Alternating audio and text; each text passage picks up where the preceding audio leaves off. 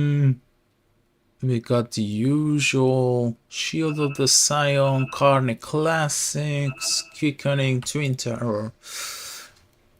Nothing out of the ordinary. Something I like to do when we are paused, maybe throw off for some music. But now I want to talk about some statistics as well. For example, Carstens, they have an overall win rate in this tournament of 52.9%, with Glyph standing on 87.5. Fun thing, and something that Carson is really good about, that their hero pool is quite huge, and that's a really good attribute. Their diversity is one of the best in this league.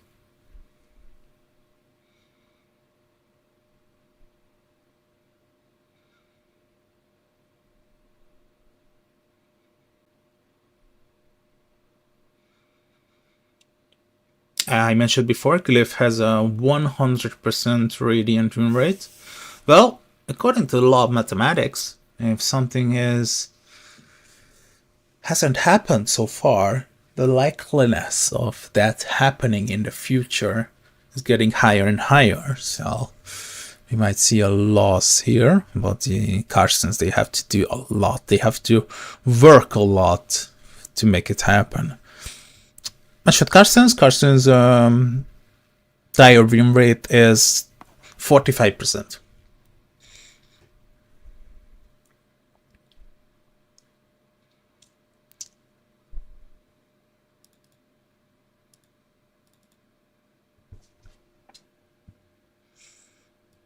As I mentioned, this is the first time we got an Abaddon pick for Glyph, but Kunkka appearing on Mamangdaya, it's one of his best heroes. I think, you know what, I'm going to do some research. Jeez. He played Kunkka before on the mid lane in this tournament, that's for sure, but... Oh, okay. We are ready. Let's go. Monitor broken? I don't think so. That's a really cheap excuse, not gonna lie. Finally, we're ready to go.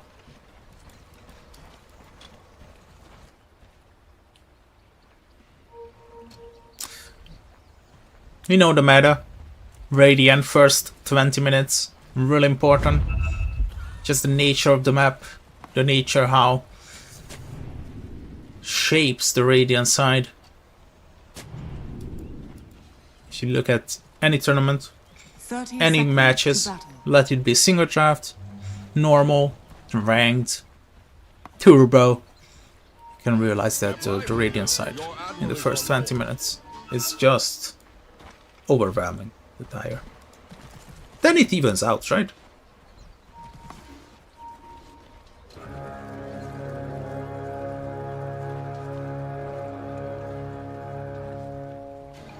Dire doing really well in matches going more than 50 minutes.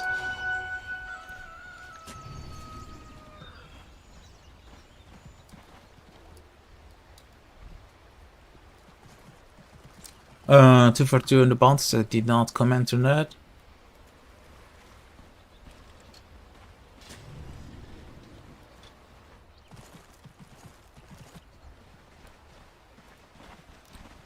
Got the beast mode.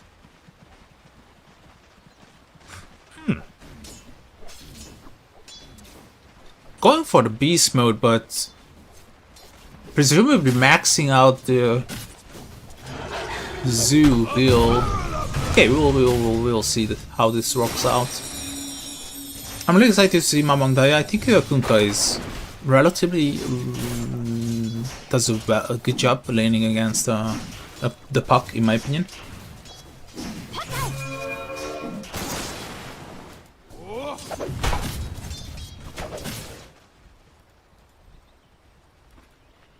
Bottom, yeah, I was expecting bottom to be a bit boring. Just creeps being pulled constantly. Already happening. So yeah, at least we can focus more on the mid and especially on this top lane. Where we might see some kills happening and might see some rotations as well if the pools are gonna be kept up in this rate.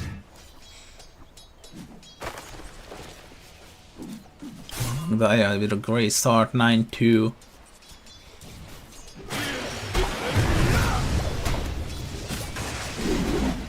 Step lively now. Your admiral is on board.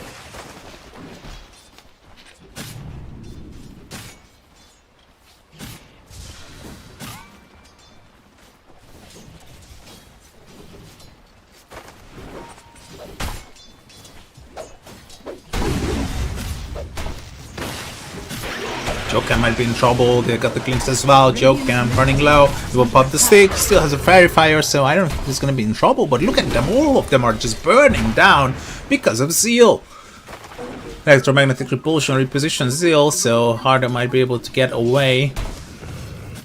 Once again, and for I'm gonna probably, this is the last time I'm gonna say something about Harder and his kinda tiny milliseconds of delay that he has to play with. I think it should be around like 0.01. And you can never know.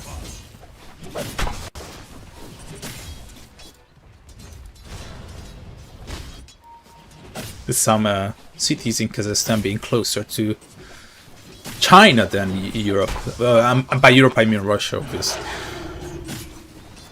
Yeah. Very fascinating country. Bisk! First blood. Jackie. They just run him down. Despite the shield of the Scion being picked up, it feels like it's not enough. So he just caught the first blood. Favoring Glyph. Now looking at the last hits. They're not doing that badly on the Karsten side, except Dreamocell, who is struggling a bit. Decide to jungle this early.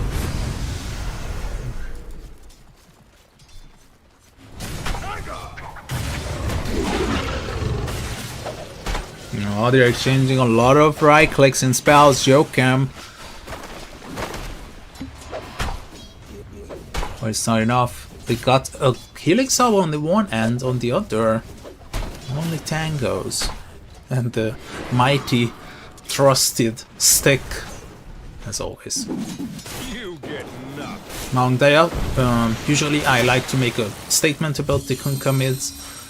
It's either double bracer and no bottle, or single bracer bottle. Wait, what? Okay. Consider it like consider it thrown in the trash bin. Whatever, just I said. Doesn't matter anymore. I thought I know Kunkka players, but I was wrong. Maybe because Kunkka, whenever it appears, it's mostly on the offlane. As I mentioned previously, in PG Wallachia Season 7, which just ended, we had only 4 matches on Kunkka, and all 4 of them were on the offlane with 50% win rates, 2 matches won. So, something that I just wanted to make a statement about that. Usually Kunkka is either a Soaring Bracer into Bottle or Double Bracer and into Fast Boots. So we might see both support players being killed. Bisk is making a rotation, actually. That's gonna save Hardell, and Jokem is gonna be in trouble. They got the courier as well, and Jokem is gonna die. Nice rotation from Bisk, realizing that his presence might be necessary. I really like how Trill is playing this Beastmaster, cutting down the trees, making sure that the Ringmaster is gonna be visible all times, and the possibility of making some pulls are also present with the boar and another boar.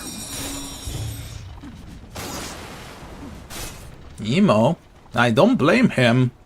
You can be tier 1, tier 2 player, but if you face Mamang Daya's Kunkka, and on top of that, as I said, if I see a Puck versus Kunkka matchup, I'm gonna favor the Kunkka, that's for sure. And that there were changes. You can patch the game as many times as you want. Kunkka will always remain a tiny bit stronger. So rotations are gonna be expected. Got one from Norman. He's traveling back to the bottom lane already. Jackie free lane, right? Free lane, they try to pull it around, but quickly realize that Dreamercell might just have to hit the jungle. He has a siege creep still following him. That's really dangerous, not gonna lie. The siege creep is still there. No, don't tell me he's gonna die. Oh, he got the hammer to Iron Wheel, okay.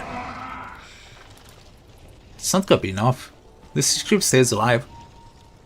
This siege creep is gonna be stuck here forever. I love when these kind of things happen. I just absolutely love it.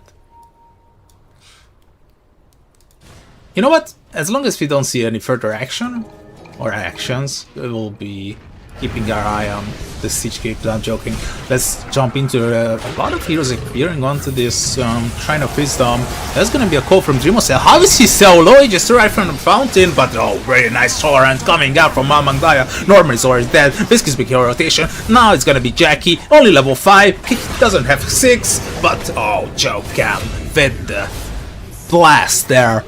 They will get rid of 2 of them. But what a fight still happening. Harder is standing strong. We are fighting Jokem. Another torrent. Are you serious? And Jackie at 6 because of the kills. So 3 kills favoring Glyph. They kill Trill on the other side of the map. How is Jackie still alive? I don't know, but he should be dead now. He just used the pro time as we have seen. 5-4. What a crazy team fight this was. Getting 2 heroes killed and 3 heroes on the other side. Don't get confused with the Beastmaster dropping onto the top side. Yeah, we can switch to network and think after this chaotic team fight that just happened at the bottom. Shrine of Wisdom. Who claimed the Shrine of Wisdom in the end? It was Mamangdaya, and the other one is for Seal. And Trill pretty much TP'd back into dying immediately. He did not expect Zeal hitting that level 6. Therefore having the ability to basically send him back to the fountain. And worst thing is you don't have you just don't have the TP. You have to walk. The tower is getting low. Rotation to mid. Harda is gonna be affected by all of this. He got the electromagnetic. Oh, it was already used. No electromagnetic repulsion. Gonna save him from this. 7-4. 2k gold lead for Glyph. Looking good. Despite Mamangdaya's efforts. Talk about Mamangdaya's efforts. They got the silence. Oh, are you serious? Did you really dodge that? I'm gonna be honest. I didn't know that it was possible.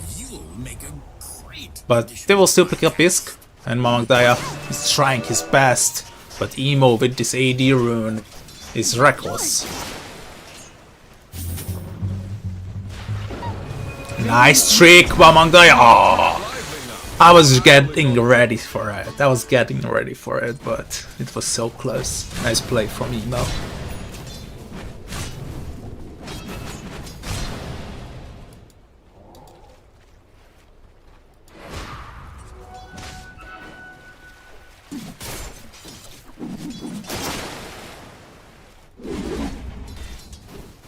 Trill actually made sure to get back onto the top lane, which is a little bit difficult, especially with this very aggressive observer ward being placed by Glyph, and they have entire vision on him, and just remove the boards, and it's more than enough to take care of him.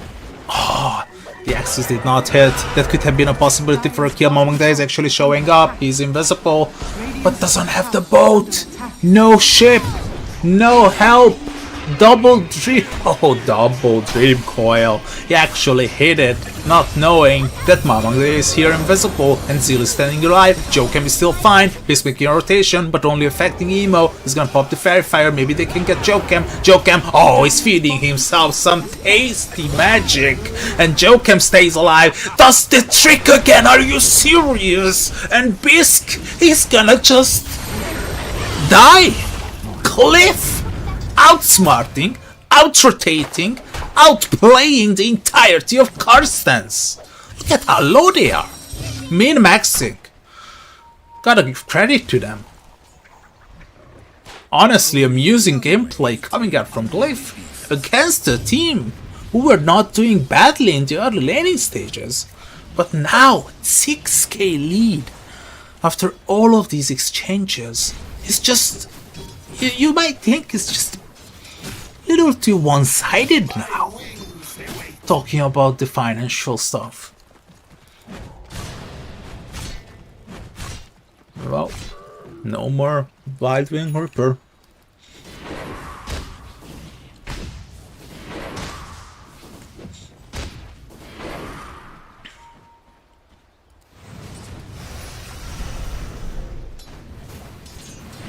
Arcane Bolt is bugged because I don't trace it.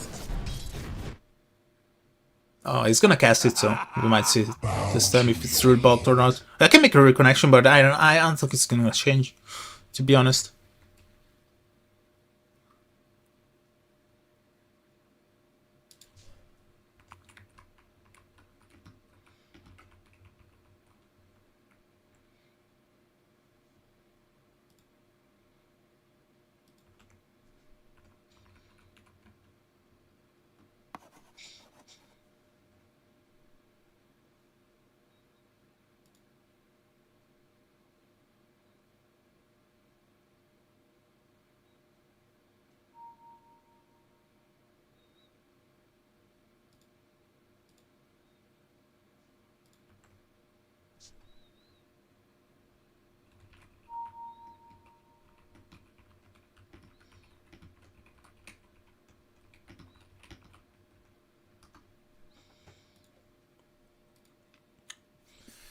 So, previously mentioning how good it looks for Glyph in the early stages, they removed this tier 1 tower on the bottom, tier 1 tower already gone on the top.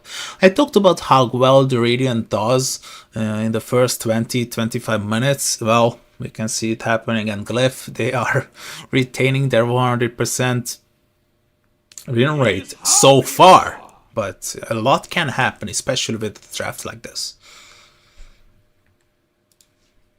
Cheers. No worries, guys. I'm always here if you need information.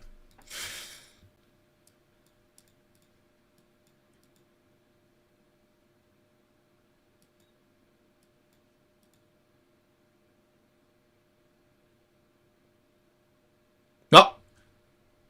Thrill is back. Let's go.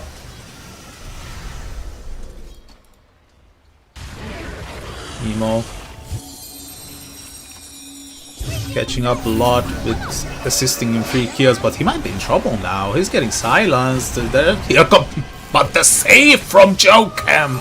Once again, he's so far playing really well. But there is the glimpse. He's being protected by Jackie, who is...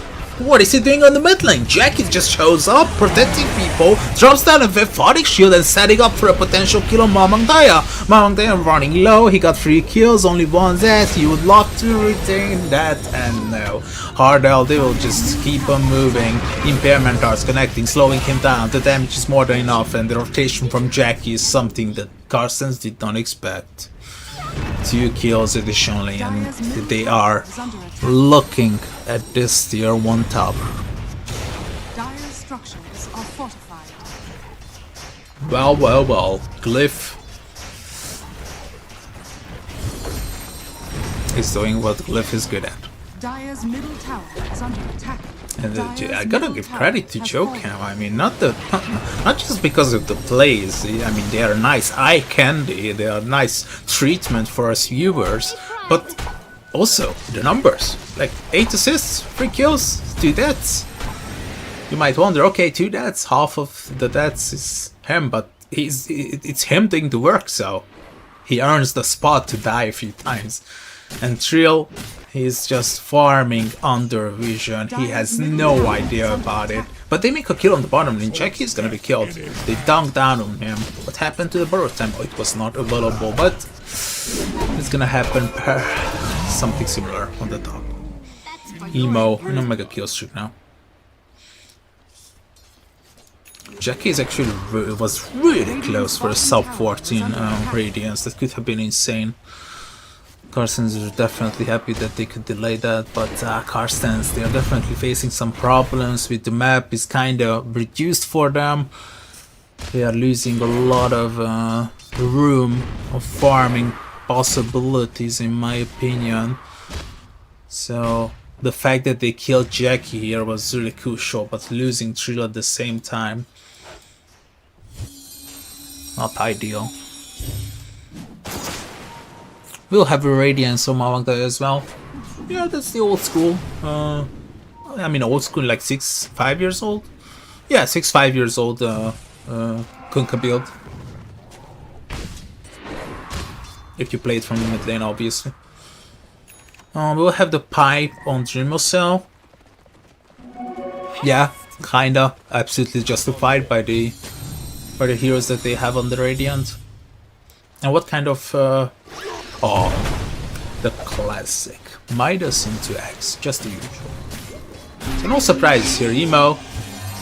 Found Trill, edging it out, but basically Emo is solo killing him. Trill, he has no defensive abilities. Here comes the ghost ship.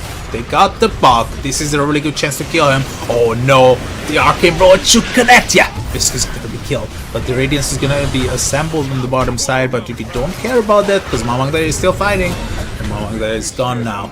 Dreamer Cell made rotation, and Besk is out of mana. That's the problem with Sky in the early stages. If you don't end up in a good position, you're just gonna run out of mana constantly, and do the walk of shame back home. Mystic Flare completely missed. That's why Emo stayed alive a bit longer, but they killed him in the end, but suffered too as a consequence. Not ideal, and I mentioned this like 3-4 times already. Yeah, I just don't get taunts that were released in the past 2 years. Like, what the hell was that? What's the name of that? Dapper Duo?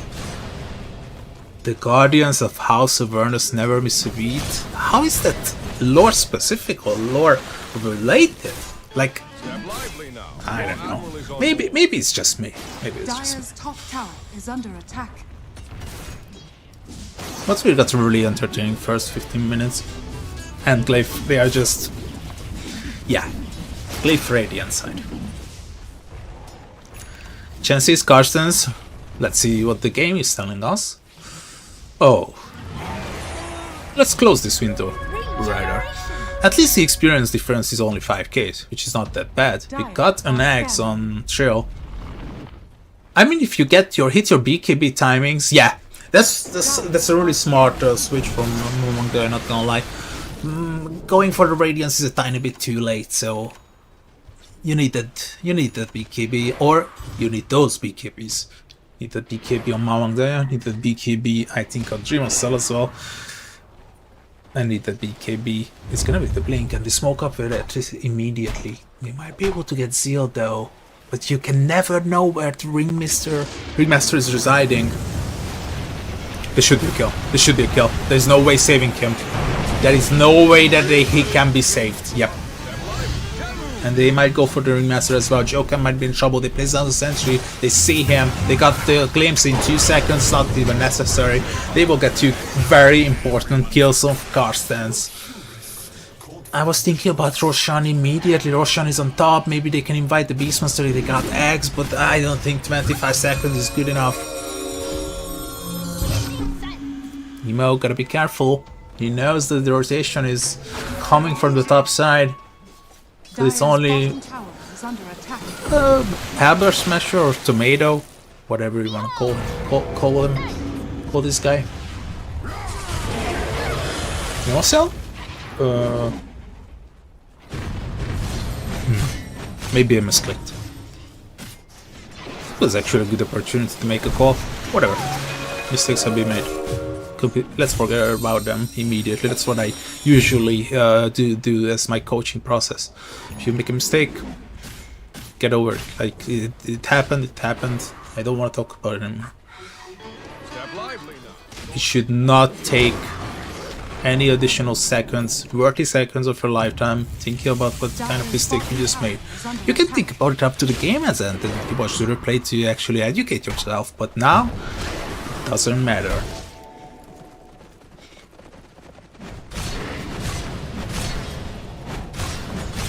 That's what I like to do sometimes, insert some coaching mechanism into my casting, so whenever someone is like Still pinging you 1 minute later because you made a mistake. You know where you mute the player. Mute him or her. Mute them.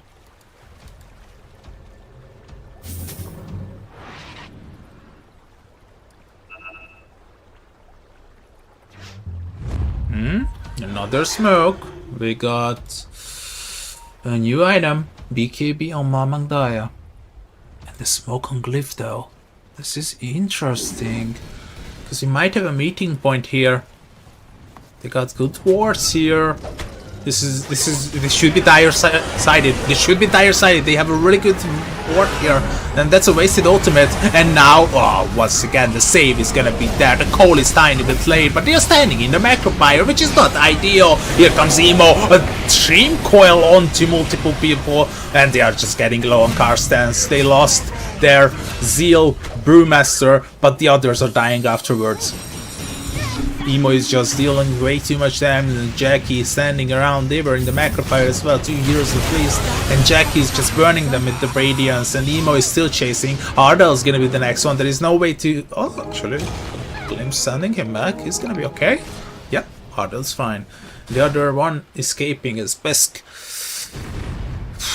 I really thought that this might be a good team fight for Carsons, but now that I see that they placed another one just to make sure, Is under attack. I really thought that this is a good situation. They got the backline covered. The entirety of the team fight's core moved into the tree line where they placed an additional ward. They got a fast kill, but it really feels like even without Seal they can get the job done. Cliff. And I think that's a really strong message for Carsons, especially if they lose the Tormentor and the Roshan as well, that they just cannot fight it anymore, not even tier 2s. I think it's only high ground from now on. Except smokes, of course. Except smokes. Smokes always create like a opportunity. If you're opportunistic, you can have a smoke and maybe potentially turn it into a kill or two. 15k deficit is just way too much in 21 minutes of gameplay. We got a 14k deficit and 6k deficit in experience, or rather advantage for Cliff. I think you have to break the system. I think you have to break the system by getting a tier 2 tower at least. So the ability to get the outpost is there. Trim coil. Wheel of Wonder on top of it. They will get one. Among them pops the BKB just to survive. They will get out. I think this is a really good opportunity to go rush or take a tier 2 tower. I was making a statement. I wanted to explain how good it is to take a tier 2 tower then do rush. But now that you saw that you killed one hero, you killed one of the most important heroes on the dire side, and you also forced out the BKB on their best performing hero. Now it should be like a hero, sure. There's no way to contest it in my opinion. Maybe a big call, maybe an Axe, but Axe is not here.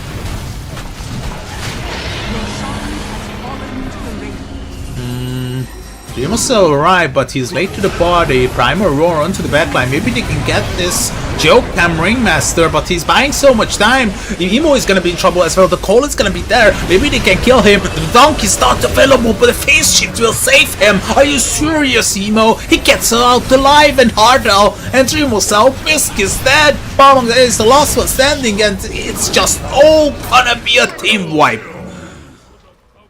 Wow. I am amused. GG. That is just no way to come back into this according to Carson, so they better GG out. The amount of respect they just gave to Glyph with this one is huge. Maybe a few more team fights could have been possible. Maybe a high ground, maybe they tapped out a bit too early. But I don't know. On one hand, I can understand their quick response after this team fight with the immediate GG. On the other hand, I'm like, yeah, maybe you did not defend tier 2s. You did not see how it might end up on the high ground, but whatever. This is how they decided. Carstens losing game 1. Cliff claiming a 1-0 lead with a very, very maxed out gameplay. Geocam, definitely the MVP for me. Let's go on a short break, and once the game 2 starts, I'm gonna be back with the drafting stage as soon as possible.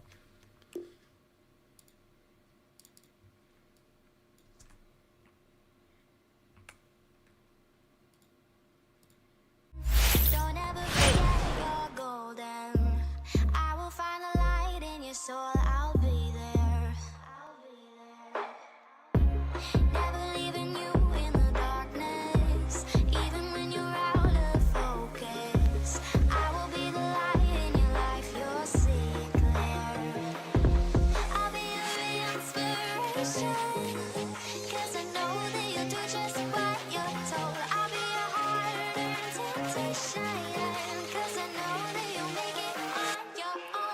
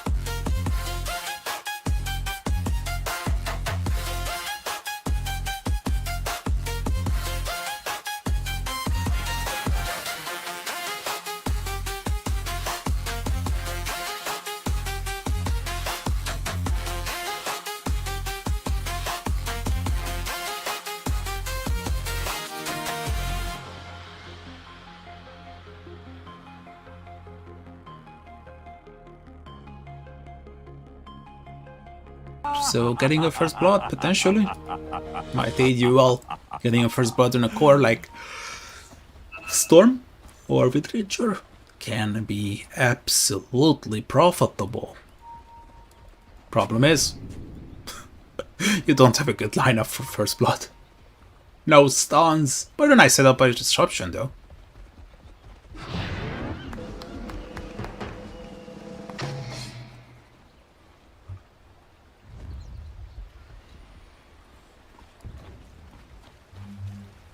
Smoke on Glyph, a little bit delayed, will break on Jokam, and they will not go up 30 seconds to battle. stair. Those stairs are not gonna be contested. You have to take like 1, 2, wait, how many? Is that, can we count that as the first step? Okay, let's do it. 1, 2, 3, 4, 5, 6, 7, 8, 9, and 10.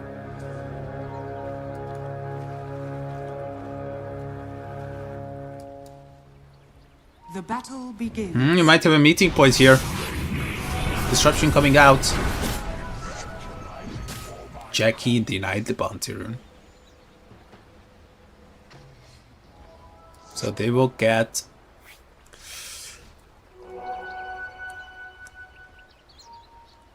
They will get 2 against 1.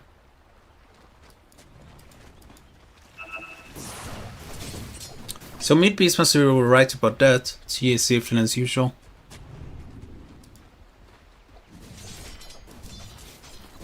Tank.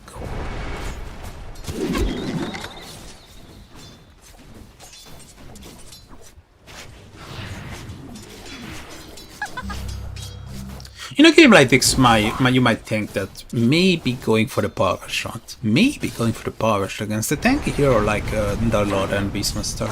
And also, imagine like the TA staying alive at low HP, like under 10%, and using it as a method to annoy you with the reflection charges still being left, ignoring damage when you can just finish him off with a power shot. Makes you think that the kill shot talent, I'm sorry, face it, might be profitable as the Tangled is not as good as it used to be. Well, never mind. 103 damage. Just seen this? 103 damage. Completely normal.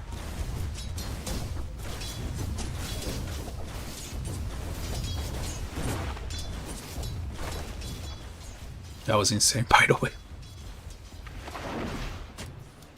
Applying to all units behind it. It was lining up so well. Hit 4 of them and it gave him 103 bonus damage. Insane.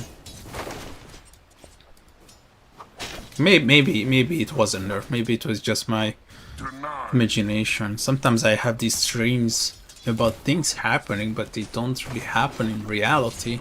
Maybe it was something like that. There should be a TA favored top lane though, because Pangolier against TA. It's good to remove the reflection quickly, but other than that you don't really have a kill potential with a Warlock on this top lane. Maybe if it...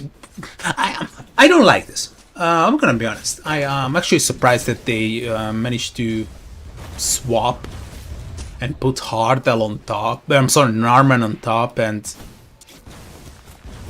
Joking with the Tusk on bottom.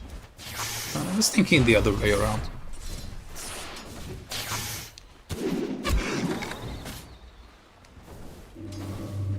Three-minute Lotus hit. It's gonna be stolen. Yep.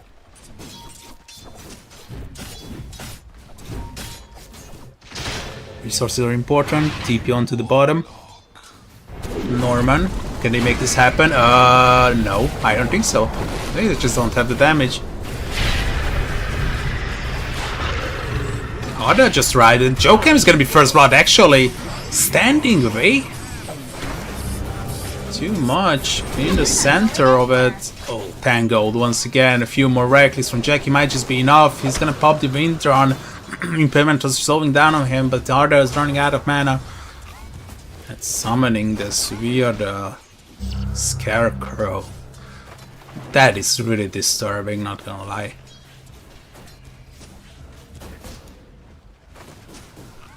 I mean, the hero itself is not disturbing, but making that blue copy of him. Choke him. He died mid-rotation on the mid lane, and Mamandaya got killed. Dire's middle tower is under attack. Harder was late to the party, but had a nice idea about what might happen. 1-1.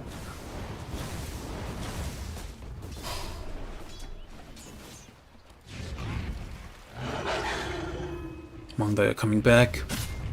Classic build that you do with the mid laner Beastmaster. Nothing out of the ordinary. We got this top lane abandoned completely. Yeah, I mean, as I said, the chances of getting a kill on the top side, on both sides, I think it's relatively low, so I'm not even surprised that they abandoned it.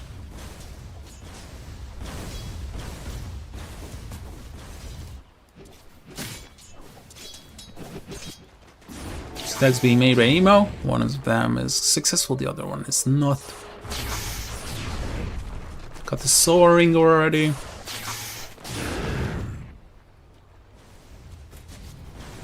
And that kill on the Beastmaster. Very important. 4 galvanized charges already.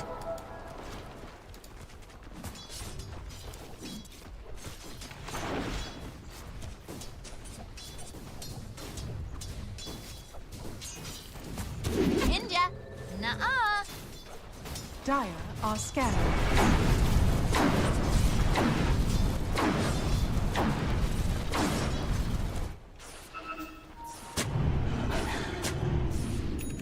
Nora making sure to reassure the vision advantage that they have on this mid lane. I'm waiting for a few more fights before the Shrine of Wisdom might drop. And you can switch to network. Whoever's on top, gonna be bottled.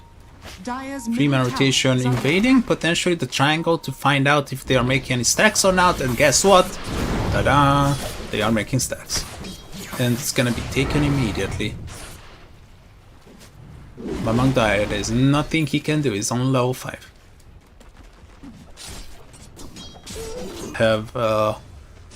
They couldn't have dealt that much damage at the first place, so.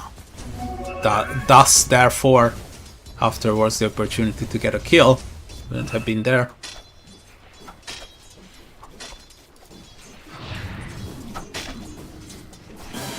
It's like the Schrodinger's possibility of getting a Dota kill.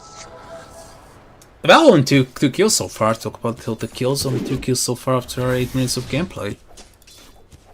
Relay back gameplay on both of them. Other than the first smokes before the game even started, we did not see any smokes being casted. Emo running out of mana, Hardas being still alive, but here comes the Rolling Thunder. They will make a rotation, but the Primal Roar on the Rolling Thunder and Zeal will be kept away from Mamandaya and Harda, and they survive.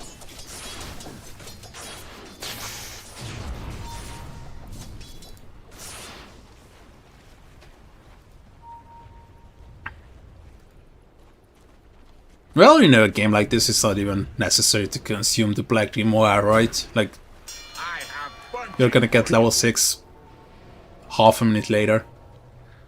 You can leave it for later. Or just immediately consume it and drop the golem on one of these towers. Potentially on the bottom, right? Despite not even being damaged. I think it's always gonna be the bottom. Javelin purchased, so Focus Fire is gonna be effective. Radiant's middle tower is under attack. Ardell. Joachim is in trouble, but they're not really committing. This is soft committing. They know that Joachim got some backup, so they're kinda scared about that. Karsa's not making a fully established pick-off chance. And Joachim just goes back, and here comes the Focus Fire. Basically, he's gonna be dead. He just used disruption, and they know about it. This is an information that was handed over for free. They have to take the stacks, but look at Emo is making rotation as well. He's going for Harda. Harda is running low. The static storm is gonna be killed. Oh, the static cabinet killed him, and it's gonna be another one. Jokam. Can Emo go for this kill? Mamangdaya, the shield is helping him out, but Emo and Zeal is showing up as well. Mamangdaya goes down 4-2 as they are taking this jungle. Dire's middle tower Luckily, is under Carsten's only 3 creeps left, and those 3 creeps are the 3 most important creeps. Oh, that's just such a feels Batman situation for Carstens. Not only they lost this stack, but they left the 3 big creeps. attack. Dire's middle tower is And under here comes the attack. golem. Dire's structures are fortified. Glyph, as soon as we hit 10 minutes, we got some action as well. Oh, that could have been a really good opportunity to get a kill on Zeal if they have an additional hero here like the Shadow Demon, but he's pulling creeps all around from the mid lane. Tower is low, around 25% HP. Looking like a really good advantage for Glyph. 2k in experience, 3k in gold, Dire's 2 in middle kills. tower is under attack.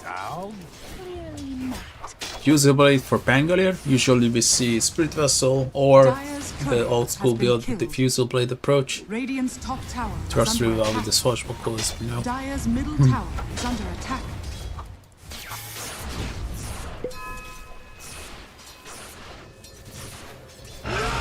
I'm a roar, can he get his kill? The Wheel of Thunder. This should be it. There's no way to save him with the Tusk, and this Tusk is gonna die as well. Try to save him, ended up dying. Jokam will go down as well. Nice double from Carstens.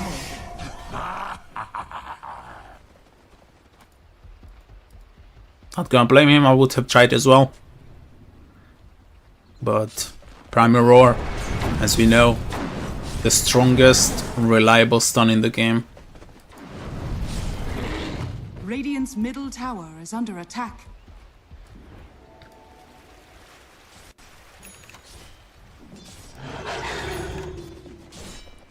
No Fiend's Gate? Why? Dire's bottom tower is under attack. Maybe because not having that much action around the map, he thought maybe skipping a Fiend's Gate and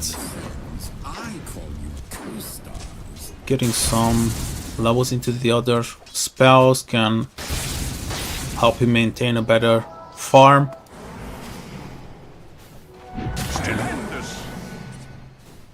Dire's bottom That Grimoire tower is obviously under attack. consumed. Emo. Norman smoking up, they got the golem as well. They can just drop it on the mid because bottom tower has been taken by Jackie.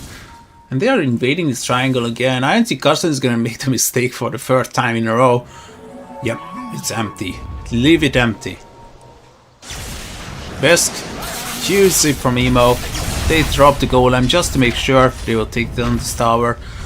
Another tier 1 tower Dire's middle tower has fallen. collapsing. Radiant's top tower You should be is able to under collect some of the bricks fallen from this tower so you can rebuild some of the tier 2s so that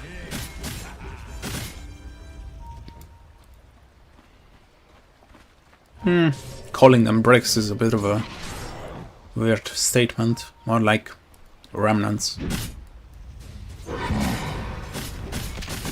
Few stones. Mongdek has a really good chance to get a kill here. That's 100 gold. This should not be underestimated, and also experience. I don't know the exact amount for the golem, unfortunately. Can they get the kill on Jackie? Wheel of Thunder. Oh, it doesn't hit him. Jackie, he still has the wind run. He can just get away. Oh, here comes the reinforcement. Swashbuckle hitting full heroes. And here comes the Rolling Thunder. Really slow, because we know that the facet is not available for Mr. Pangolier. But they they are bringing in everybody. They are bringing in everybody. This is how important it is to keep the Wind Ranger alive. And not just keeping the Wind Ranger alive, but giving him 2 assists.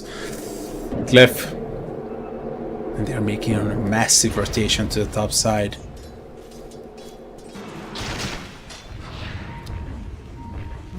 Trill, if you're misreading this, you might die despite having a crazy good farm. They don't have the focus fire, so they are not going for it. Trill stays alive. As long as he can maintain this farm, I would say that Carstens has nothing to worry about. That's not true, because unfortunately they lost the other 2 lanes. This was even on the top. And we can see pretty much the effect, the everlasting effect of it. 3k disadvantage. If we look at the items as well. Mamontia got the axe though.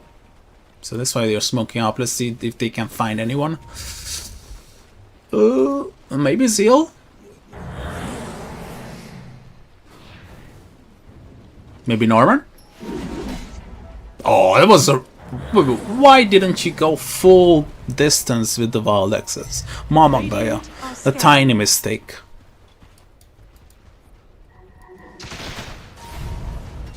But that Norman stays alive. We don't have a hero such the Disruptor the previous time, so Zeal doesn't have to be careful. Looking to cut this tier 1 tower down to get something back on the table for Carstens, but maybe they are abandoning the idea as if I want to switch to the Dire vision. This is what the Dire sees. I mean, mid lane pushed in, bottom lane stabilizing, but the siege creeps already there with 2 ranged on your own. It's quite obvious that at least 3 heroes are in this area. So, and this can as well. This was a smoke. Mamang Daya is gonna be in trouble.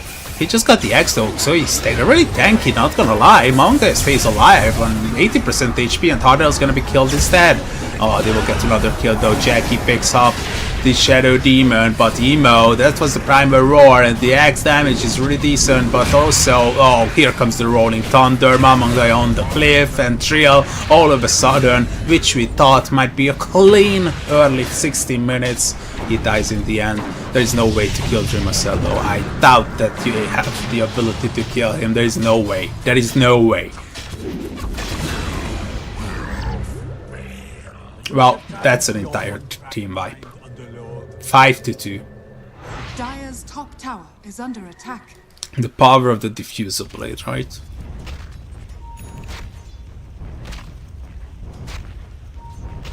It's better to leave. Maybe you can clear one more creep with it. I leave it up to him. He's the professional. I remember when Norman used to play in Europe. It was like 2 years ago, two and a half. Besk. God of God. Strike of Radar 5 for the Shadow Demon. Mamandaya is going to be jumped immediately. Emo running out of mana, so maybe going for this kill is going to be a bit difficult. But Jackie got the focus fire. He's going to be calculating immediately with the Bjornir. It's more than enough damage to get the kill. Dreamos is showing up. Maybe he doesn't want to be here anymore. Emo running out of mana. Maybe that's the lucky part for Carstens. But oh no, Trill is showing up, and the first person will die. Oh no. Oh, there's going to be the next one. The Heel of Thunder coming out late, and he's just going to be blown up. The Mjolnir is working, and they are making sure to move on to Dreamosel as well. Here comes the blink reveal from Zeal. There's the disruption save. Maybe they can get out of him alive. Oh, Dreamosel. They will lose Emo again. But at what cost? 4 heroes in exchange for Emo. They will take this trade every day. It just really feels like Liv by every aspect of this second game. Not as good as the previous time, but they are still better. Better in the first 18 minutes, and they established the 8k lead, which I'm gonna call really powerful. Just look at how reduced of a map you got on the Dire side. This is a Dire vision. Let me show you in comparison to the Radiant. Yeah, this sword is just in your face.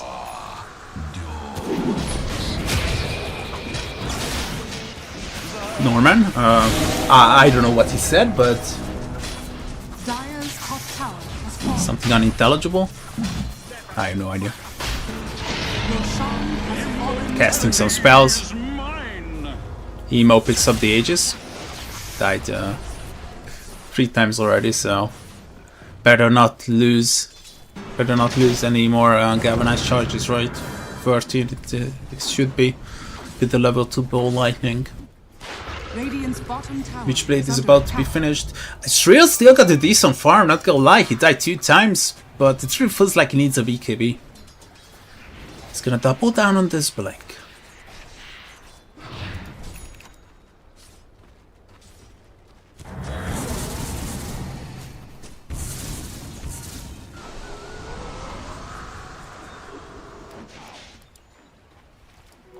Got it.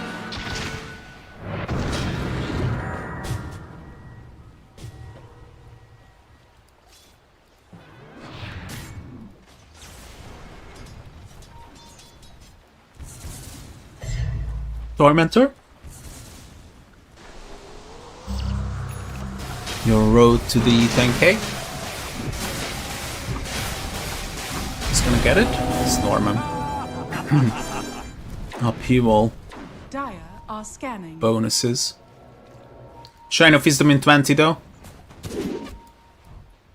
I doubt it's gonna be contested on the bottom.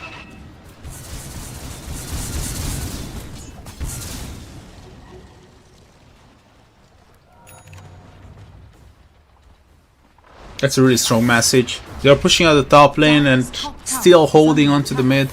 Keeping 2 heroes as well. It just really feels difficult for Carstens to push on any lane now. Dire's Bottom is just too far from the core from the core idea of what on where Carstens are supposed to be playing. So there's no way that you can contest this without any repercussions. I'll talk about repercussions. Jokem and Hardel is just gone. Drill is gonna be the next one. Great setup. Rolling Thunder still going. Got the shot as well. Seal setting up for another kill. Among Dia emoted the long zip with the below lightning. Here comes the core. Oh, the save by the toss. Obviously Jokem showing up with the blink. Not like it was necessary. But finally, something I said something of my idea was wrong. Because pretty much the Dire's top hunt down tower of this is little Dire's middle tower is under attack. what kind of grammar should I use? What kind of vocabulary should I use for it? The little pick off for 3 heroes enabled them to take down this tier 1 tower on the bottom, so yeah, Dire's middle tower is that's the under good attack. part. The bad part, you lost 3 heroes and you lost a tier Dire's 2. middle tower and another. has fallen. Well, there's no good part about it for Carstens, I feel like. 13k disadvantage. 10k by experience, 91% will win probability. Just on the edge TPing out. This time though, okay, last time you had 3 melee heroes and none of them were doing well. This time you have somewhat of a high ground, right? You got Beast, you got TA, you get Hurricane Pike as well. She can be a really reliable source of damage on the high ground as long as you can lock down people or lock them in place. Also Underlord, really good comeback hero. So comeback materials are there, but the disadvantage is way too big in my opinion. Bisk! That's why you always initiate with the Shadow Poison. Dire's bottom tower is under attack. But they will still get the kill. Some additional charges for the Desolator. Focus fire on the bottom tier to do the last one outstanding for Carstens. They don't feel like it's a problem to let it go. There is no way to contest it. They know about the issue of only having the ability to pick off with a smoke or just defend high ground. Let's see if Glyph actually wants to go for this high ground or Dire's bottom tower is under attack. that. 20 seconds left of the Aegis. Better than an ace note. This thing is solid gold.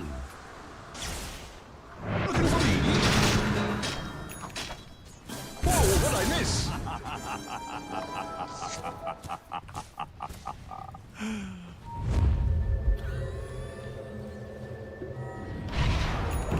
Smoke immediately on top of... Oh, the Aegis expiring. Nice save by disruption. I'm gonna give this that, but there's no way he can get out of there because he risked and went for the blink instead of the BKB. So they got 3 kills for basically free, and they can go for this high ground. Karsten's really thought with the ages expiring they can maybe loosen the grip a bit, but not really. Glyph is there to punish it immediately, and Glyph is there to punish you on the high ground immediately. With the golem, they are just too powerful. They will take down the tier 3 tower. Here comes the focus fire onto the Melirex, my apologies. Kinda confused them for a second. It should be both. This should be a full lane. Glyph. Bottom tower is under attack. Dire's middle barracks has fallen.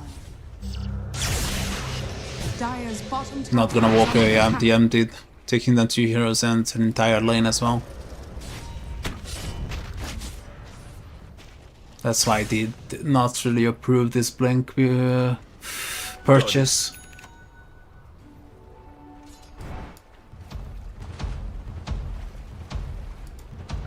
Dire are scanning.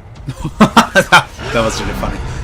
Primal Roar, there's a chance to get a kill in there. Here comes the reinforcements from Karstens. They are taking a fight here and it looks good so far. Emo is gonna die as well. Karstens, Shove even got with multiple people, and look at them. They're just going back home like nothing happened. Karstens, great pick off. Not gonna lie, that was really solid. Especially if you're counting the disadvantage of experience and gold, making this happen, and Emo getting caught off guard. Emo has to think about getting that BKB and not the Shivas now. Of course he will finish the Shivas, because he's really close to it. It's rare to see Shivas nowadays on Storm, isn't it? Ah, just on the edge. Mamandaya will die in the end. Zeal is unstoppable now. 6-0, 4-0. Emo dying 4 times. 7-0 on Jackie. Next rush we'll find out in 30. 80 ruin the river. I think they already pinged that. Yep. Emo can pick it up, and maybe they can go high ground with it.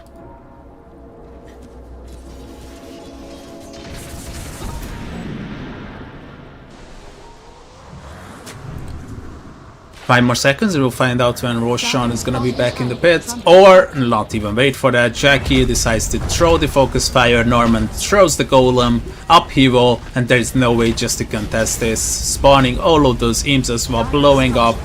Don't get too close to them. Tier 3 tower down. Dire's bottom tower has Maybe Karstens, if they come up with an idea like they did on the bottom, where they get from behind with the Fiend's Gate, quickly pick off a support, potentially Warlock or the Tusk, right? You would go for the Tusk, because he's the one who can save people. What quickly disengaging. Roshan is gonna be up in 140. I'm sorry, 150. So Karstens has a tiny bit more time to maybe come up with a plan. It was really just the lucky charms running into each other, and the realization from Mamangdaya that the rest of the team is not there. This is a cool play. If he can repeat it though, maybe. Radiant are scanning. But obviously this looks like a very, very good lead, and the potential game 2 for Glyph, 96% probability for that additionally. Roshan up in 110. Tormentor up into more like 150. So they're not really lining up. Taking back the outpost, the big smoke on Glyph. Without the golem though. So no chaotic offense.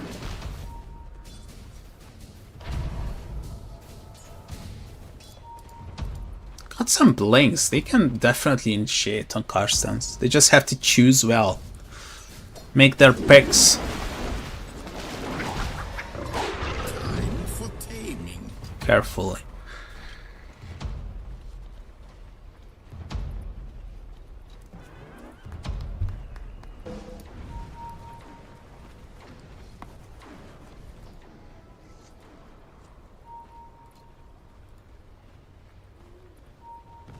Full axe completed. Are they gonna drop the same? Golem is available in 4. Roshan is back in the pit. Can they steal it though? Roshan is traveling to the bottom. They saw it on the trap. Dire's top tower has fallen. No, they will... Okay. Okay, let's see. Long there. They wanna try it from behind again. Glyph disengaging. Golem has not been dropped, but focus fire use is gonna be available in 1 second. Radiant are scared. Running with the pack.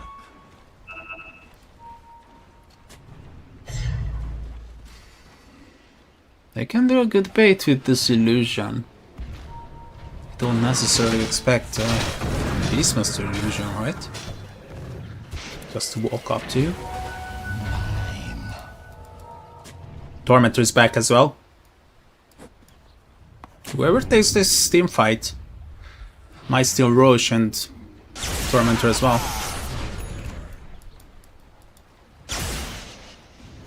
Smoke breaks. Perfect position from Joe Cam. Making sure he's gonna be the one. The first hero that Carson's gonna meet. Nicely done from him, breaking the smoke. Disrupting the ideas of Carson's. Got BKB as well. Oh god. Primero. Nice reaction.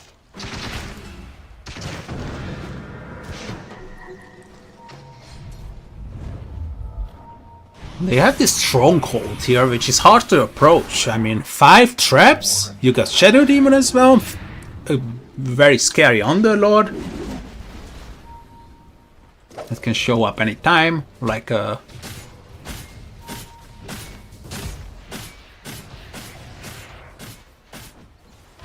I did not finish it, like a Dawnbreaker, for example. Invisibility. Dire Drums of are Slum scared. being used to farm. Zeal standing on the edge.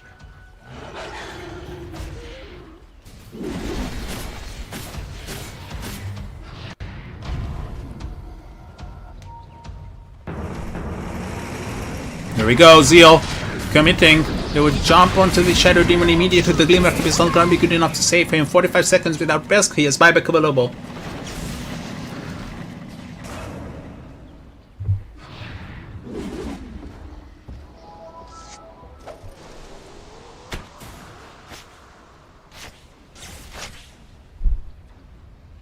Bearmantas confirms that they are not taking Roche. Also, they have some really nice traps. Do they have a gem for it on the Radiant side though?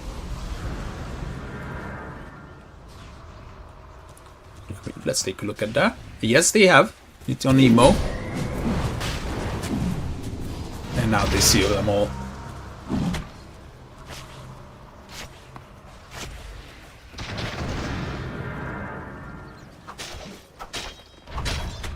So no Rolling Thunder though, for additional 20. Obviously Glyph doesn't want to risk anything without that.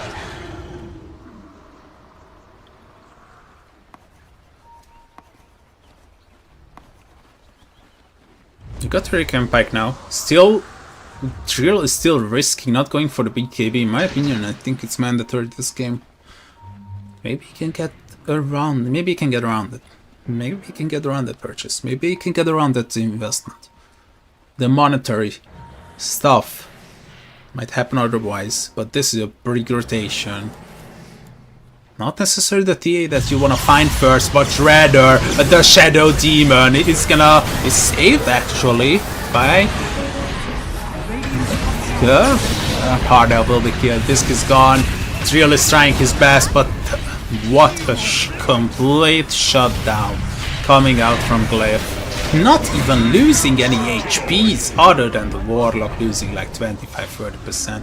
GG, Carstens calls it 34 minutes. Glyph takes game 2. Radiant victory.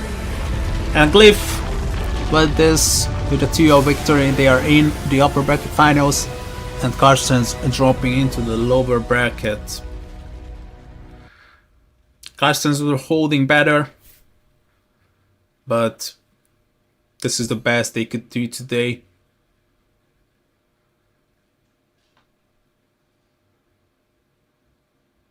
Norman with a immaculate performance on this second game, also Zeal.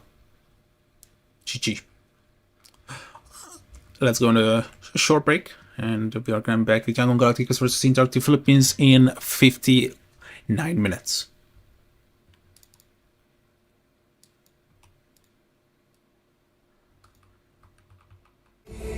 I've been waiting every day,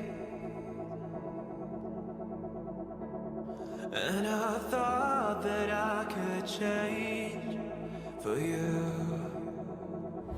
Thoughts run in my head and I can't help losing myself. Would you give me a time if I will run for something else? Remember, if you're falling, remember that I'll fall with you. Remember, if you hate me, remember, I'm done with you.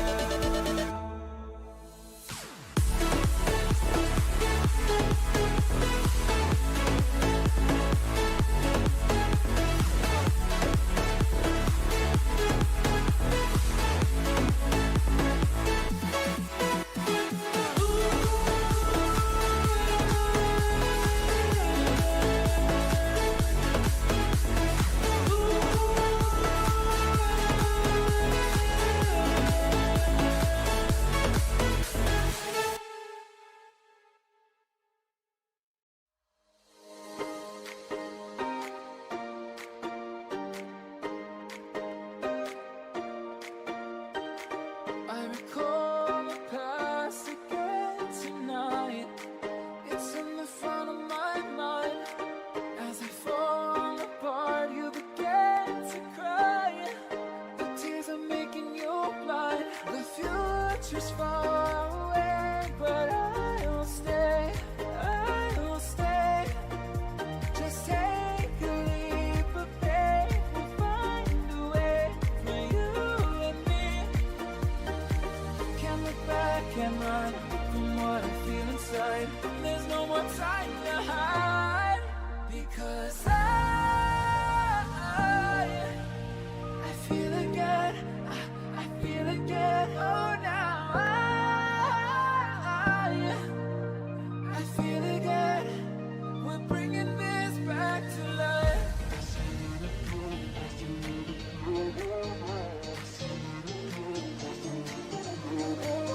I feel it again. I feel it again. I feel again. We're bringing this back to life.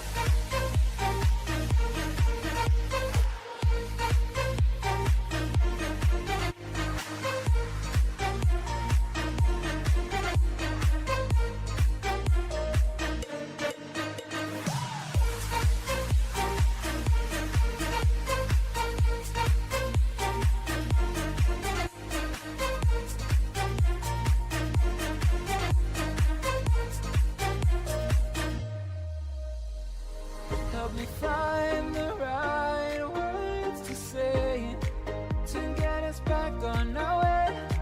Can we try to fight against the grain of throwing out what we made? The future's far away, but I'll stay. I'll stay, because I feel again. I feel again. Oh, now I feel again. We're bringing this back to life. We're picking up where we left off and on again. We never quite could forget, 'cause what we got so intense.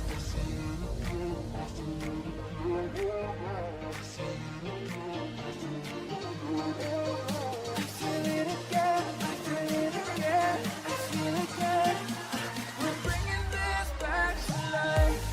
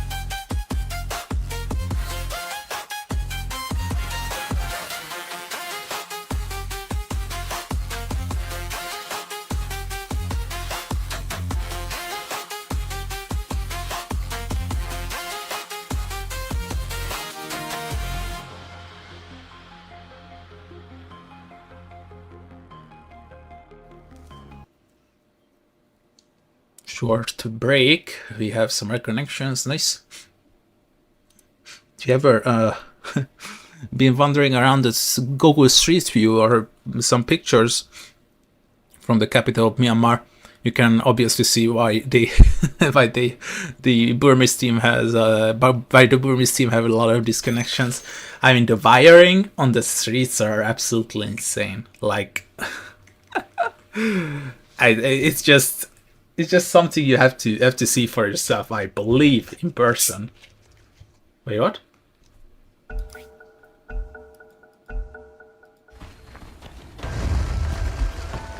Oh, I thought that was. I never see trash talk in Southeast Asia. They're just people respecting each other.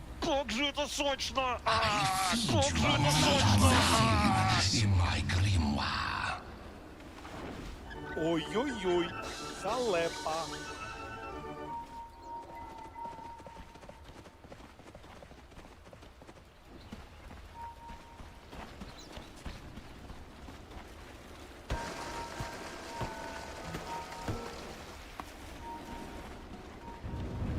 Oh, smoke broken. Ares is gonna be the one breaking it. What? He's flying by really fast. Never mind. First blood confirmed. Oh, we're giving it to one more right click. Young Tisho got it. 4 souls.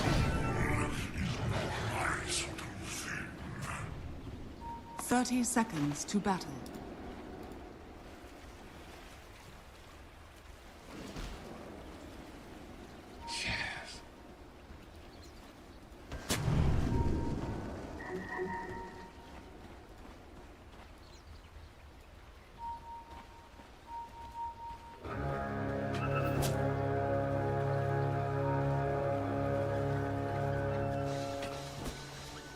The battle begins.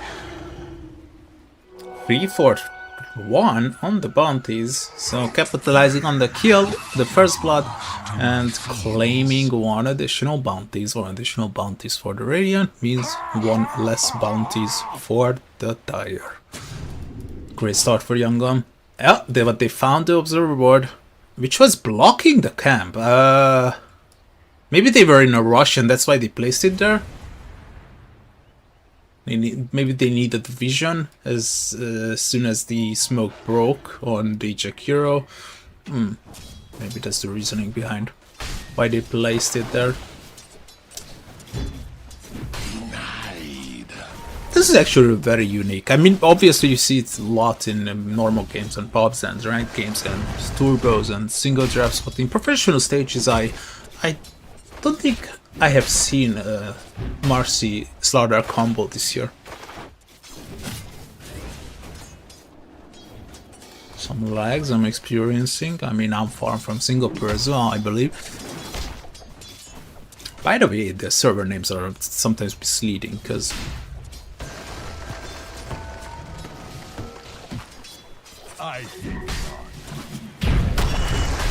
they almost made sure get the combo straight, but they are still on level 1, so it's hard to pull off. And Morphling can easily shift.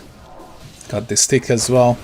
Look at the raid band, magic wand, the usual morph items. Yeah, it's hard to utilize. But obviously your veteran as a player will make sure to know his duties. But yeah, you're kind of wondering sometimes which is more preferable, going for the boards or going for the hero or the last hits, or the mix between, or maybe potentially getting a kill or not risking it, or inviting people. It's just so many things that you have to think about if you face the Beastmaster on a one-on-one. I mean, 2 versus 2 on the side lane is much better because you can actually have an open discussion with your teammates of what kind of approach we are going to be maintaining when it comes to the Beastmaster problem, what kind of face it he came out with, what kind of item timings he's hitting, and I can keep going all day. And you can think about how you're addressing the problem, if you need any help on the side lanes or not. On the mid lane it's different, it's a bit different. Because naturally that the diversification of the Beastmaster in the mid lane is not that high. So you pretty much know what you're expecting. It's just about how you are dealing with the issue, right? Neil, you need some right clicks. Oh, actually might just kill Neil and stays alive because he's being fed the Lotus. KSH had a plan and he succeeded. And Lu might die, yo. Nah, but Carlo did not go for it. Was not sure. Maybe something scared? Or maybe did a quick calculation with the physical and both the magical damage and came up with the conclusion that it might not just be enough. Get nothing. KSH healing up, completely balanced hero. Warlock. Warlock is definitely getting a nerf in the upcoming patch, I believe. I think it's safe to say. 2-0 start for Yangon. They are here to take a revenge for the group stages. You receive no gold. 2 quick raises. Removes the boar. And it really feels like... If you just look at the lane from this angle and you close this window, you might think, okay, Luz is completely dominated.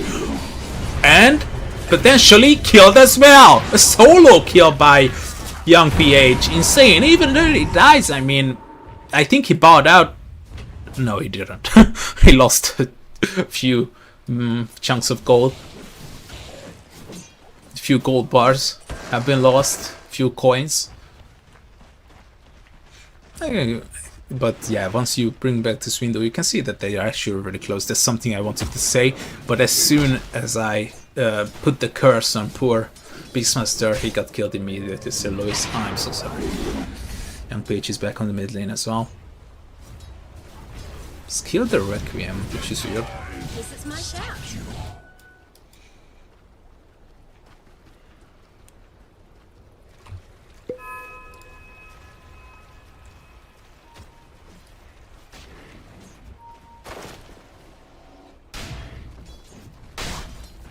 KSH, Base Boots is coming, gotta be careful after that.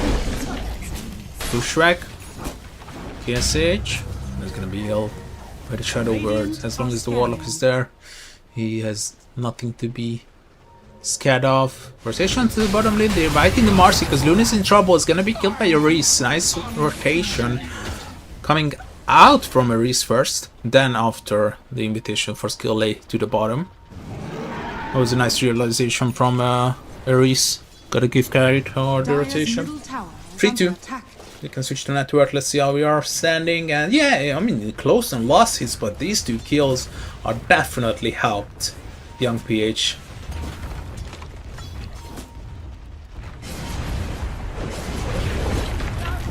Oh, Primal Roar. Maybe it was a bit too early. Never mind. It was completely well timed. And they will get a kill on the bottom lane as well. Things are starting to speed up. Neil has been killed by 3 heroes. KSH is getting it. Credit. And Shrine of Wisdom is available in 20 seconds. So he might have some further action on the bottom lane. The Tidehunter is spawning back. Does he have ultimate? No, he's on level 4. Oh, that's really low. Compared that the Hoodwink is already fight with distribution of experience is not preferable, but KSH is getting low and on level 5 doesn't have the enrage. Here comes the Blood Grenade and KSH is gonna be healed, so skill is the new objective. I think there's gonna be a kill confirmed. Ares once again helping out in the bottom lane, but look at this, Young PH making a mistake, making a wonderful play and maybe even go for a kill. Oh, I think he knows. I think he knows that he just plays a sentry and Young PH is just gonna get out of the radius. And they let him go? Oh, they are not chasing because there is a ferocious Ursa insurmountable standing at the end of the chain bridge. Wood bridge.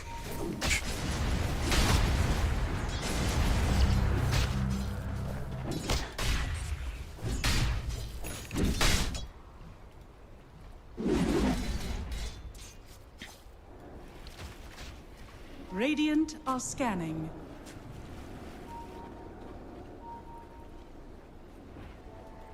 Bottom.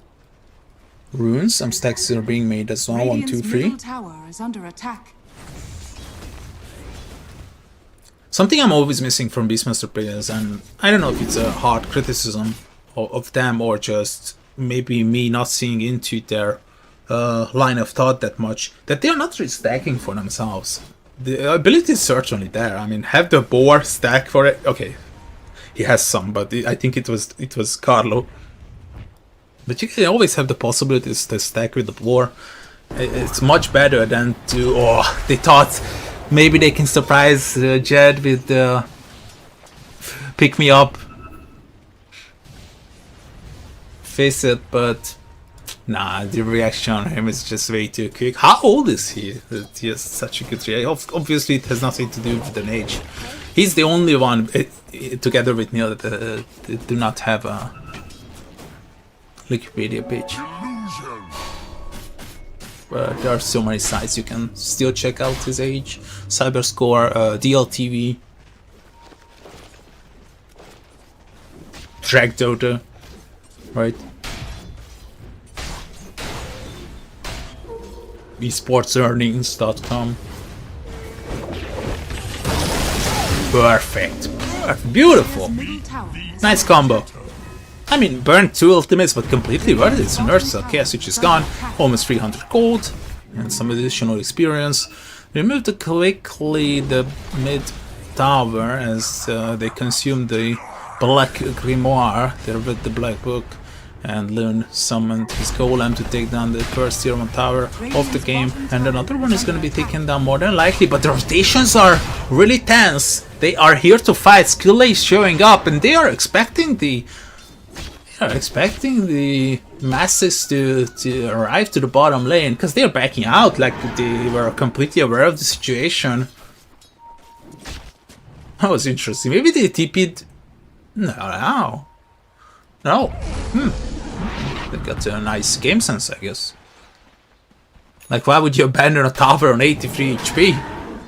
Unless you have a very strong sense of someone or something, or more and more are coming. 10 minutes passed, 10 minutes and a half, 10 and a half minutes.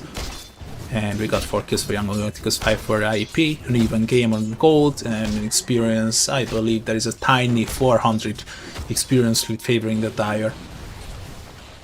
Next objectives that we are looking at, 12 runes and 14 Shrine of Wisdom. King S.H. is one scary man, and yeah, I was expecting this kind of build. I'm a tiny bit surprised that he's going for the Yules, but usually if you don't want to spend too much money and you want to still address the Ursa problem, you go for Yules. On a hero like that pattern, it's debatable, but the extra mana regeneration, if you build the Axe, is just well welcomed. They will get a kill on Loon, and they might go for another one. They don't have the damage, but the Primal Roar is gonna be there, but the rotation is here. Skillay bringing out his player, and here comes the Requiem. Lewis is dead. They did not count down the trees. Huge mistake, as they will get the solo kill, and Momo. What? Oi oi oi! Halepa! Momo! Dire's top tower is under Maxing out the Slithering Crush. Completely surprising Jed. He got 20 Magic Wand charges as well. Oh, that gotta feel bad. If I wish I would have a. Wish I could have a replay button and get a replay of this happening, because we are just catching a few milliseconds, a few glimpses, a few frames of it, of what just happened on the top lane. But this is gonna enable them to take down this tier 1 tower on the bottom, and maybe they can start focusing on the tier 1 tower on the top, standing on 55-60% HP. So 12 runes, we kinda got past it, but 14 Shrine of Wisdom. Timings are gonna be certainly interesting. So 2 tier 1 towers, 7 kills, 1.5k gold, favoring Yangon. Of course, you're in the neighborhood. Why not make a stack? Builds are gonna be the usual mid Shadow Fiend build. Jed is not gonna take another gamble, I guess. He's just gonna waveform out.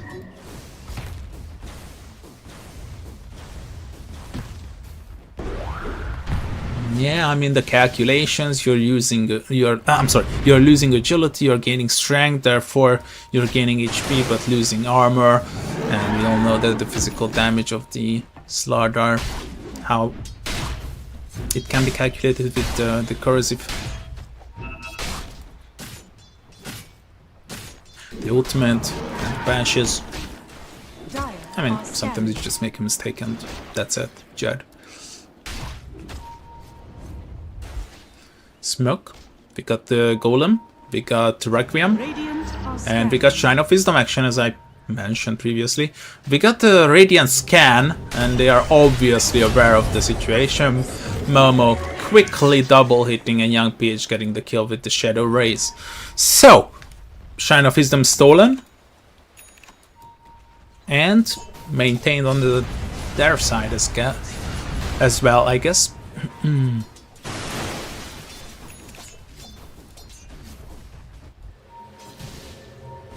Jed, but they're making a rotation. They want to make it painful for Jed. I think they just saw him using the waveform. That's why they make such a hard rotation of inviting 4 players. Quick kill on Jed. Jed made a mistake. I think he just waveformed onto the creep wave. Louis showing up, got the eggs now, but this tier 1 tower is gonna be removed. Momo creating the puddle. Where he feels comfortable. Slashing down the tower. Making Yangon bigger. Enough with the rhymes. It's time to shine. Oh, that was horrible, by the way. 2 killed Yangon. 15 minutes passed. That was good. It was a quick 15 minutes, not gonna lie.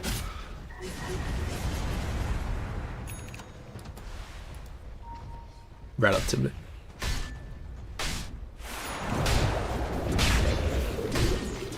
We might see an earlier rush than 20 minutes, just because of the Slardar's presence in the game, I believe.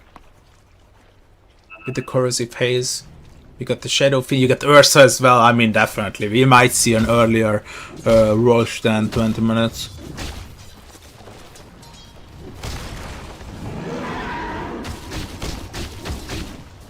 Very nice timing on the Battle Fury. All of the Yangon and all of their core heroes are hitting a really good timing. The only one is keeping up with the better than the average is the Hoodwink. And Lewis, I gotta give him that. Ever since he was absent from mid lane, he farmed a lot. It sure to scale well. Blink is next, the item that he's looking for. Maybe with that they can have a little bit of a gathering, a smoke, as long as the Tide Hunter can farm. It's getting closer and closer to the eggs as well, so it can be a decent timing at around 18:30.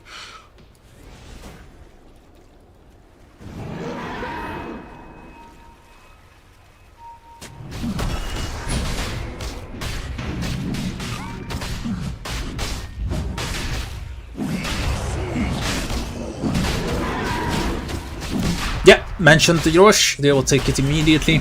It's like they heard me, but the 5 minutes delay, so it's impossible. Maybe they find this. Maybe they found a secret way. Security measures have been taken by them. Finding out how they can hear my voice.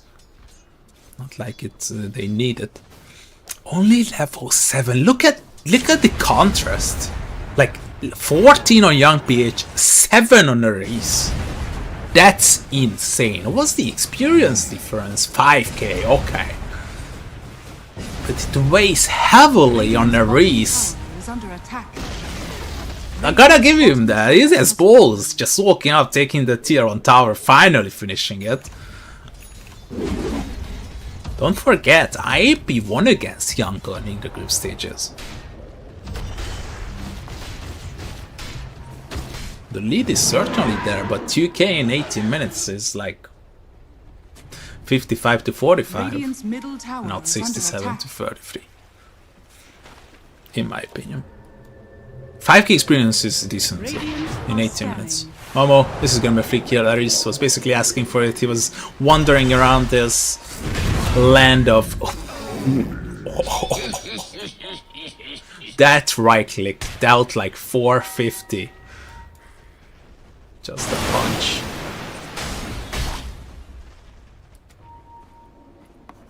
Dire's middle tower is under attack. Dire are scanning. They found Lewis, but the reaction is late because he got Blink now. But you can still go for the tier 2 tower, I believe. You got all of the heroes here, you can drop the golem, and this is gonna be a free tier 2 tower. You might not even... It might not even be necessary to drop the golem, because the creep wave is naturally pushing in, so why not grab another wave, push it as well, and make sure to bring the IAP heroes home, right? Because defending this, it would be a big issue, because why would you spend the majority of your power and shift it on the bottom lane when you can actually be annoying on 2 and force? You are the one forcing and not the one being forced to do things. Especially true with the Aegis Radiant's bottom tower is under attack. as a material to Dire's top tower is under attack. fuel your objectives. How long that fuel's gonna last? It's on half time. Got any scrog? Let me show you what the Dire's vision, what the Dire sees from the map. This is what the Dire sees. They are committing to a tier 2 tower on the top lane. They will glyph it. But maybe Yangon is a bit worried because they don't see anyone else on the map. No one is pushing this one's pushed out, so it's natural you're not there. Neela's actually just showed. Radiant's middle tower We is get under back to attack. the fog of both teams.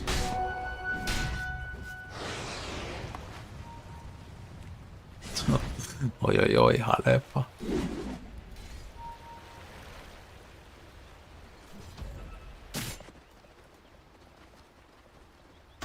Radiant's bottom tower And they will is take under down the attack. Tormentor as well. It goes uncontested. They got the corrosive haze in there, so together they're even stronger, amplifying each other. IAP, question is, do you feel confident defending another tier 2? Or you don't want to fight into the Aegis at all? Because you got some really nice utilities. You got the tied eggs now. Lewis getting closer and closer to that Blade KB. Jet can fight anytime, I believe. It's not necessary to get that butterfly. It's just an extra, you know, extra defensive measures to be taken. Primal Roar, but they will bring him out of trouble. Nice golem onto 3, immediately connecting them. Look at the fatal bonds. Nice ultimate coming out from Neil, but I don't think it's gonna be successful. Young PH with the turnaround to Requiem. Oh no, the Morphling again! Halepa! Neil, the only one standing, as the Jakir already escaped to safety. Jig is up! Well, IAP, I was trying to fabricate a situation where you can fight, but running into Yangon, maybe they thought that they have the superior warding, maybe they have the better knowledge of the other's presence. They certainly thought that they have the better vision gaming, which they did. I did not see a ward removed during this.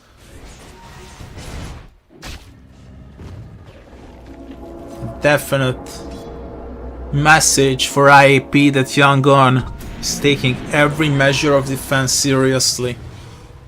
Even if it means conquering back some of the territories you lost in your own jungle. Young PH almost picking up in a Reese. Reese is such a troublesome situation, only level 10.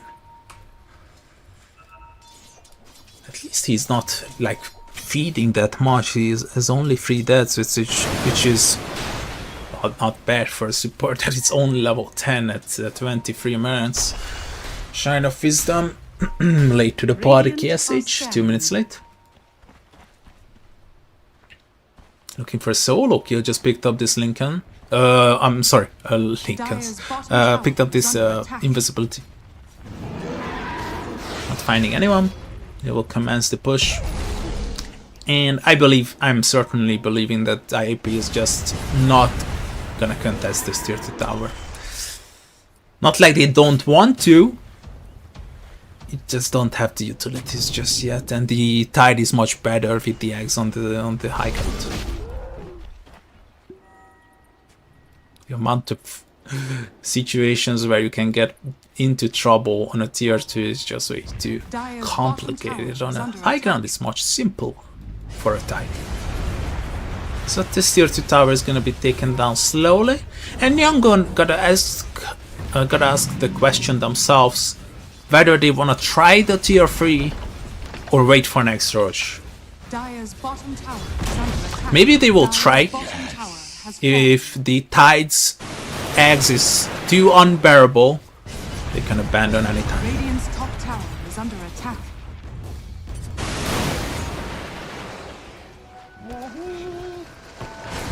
Got the usual talents for the Gush build. Gush slow and Gush damage, I believe, is gonna be the next one. Is it worth going for the rev? Yeah, no, not that much action that it would be worth sacrificing bonus Gush damage, in my opinion. 21 kills in 24 minutes is not that much.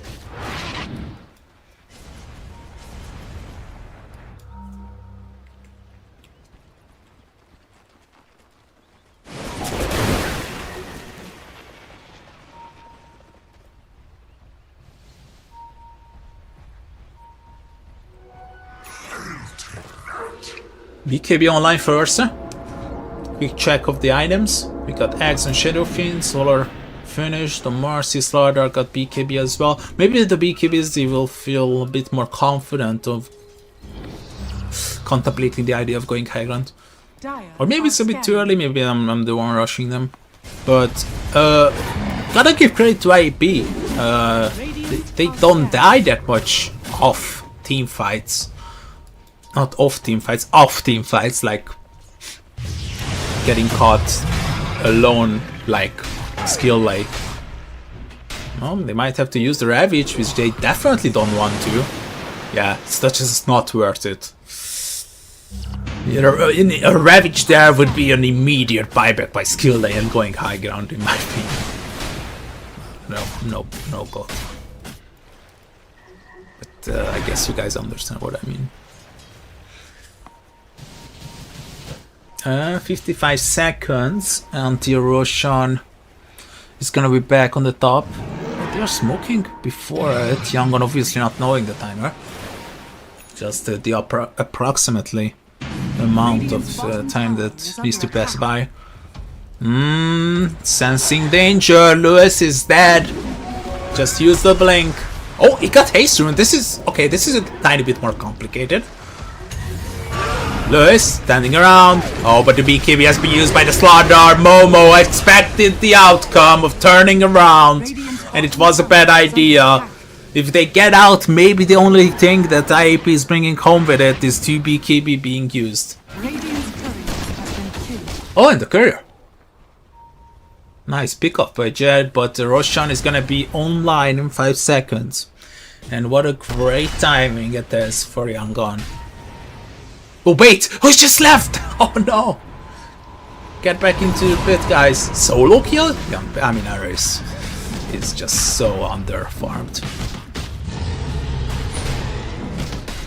And this is gonna be second. Rush is asking for help. Roar has been there, visible and hurt by the Dire, but there is no way they can actually come to the rescue.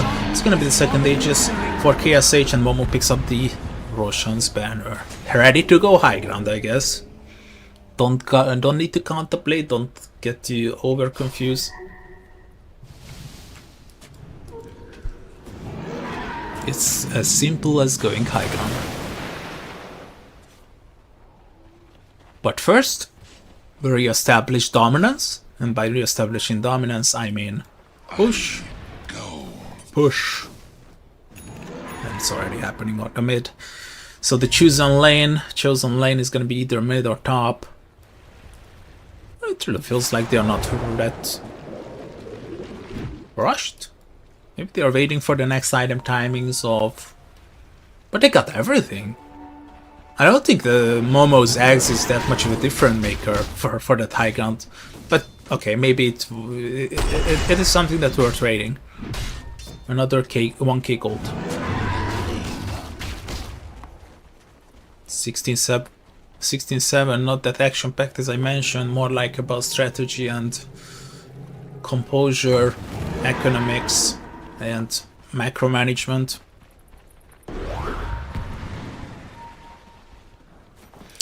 Getting the outpost is really important.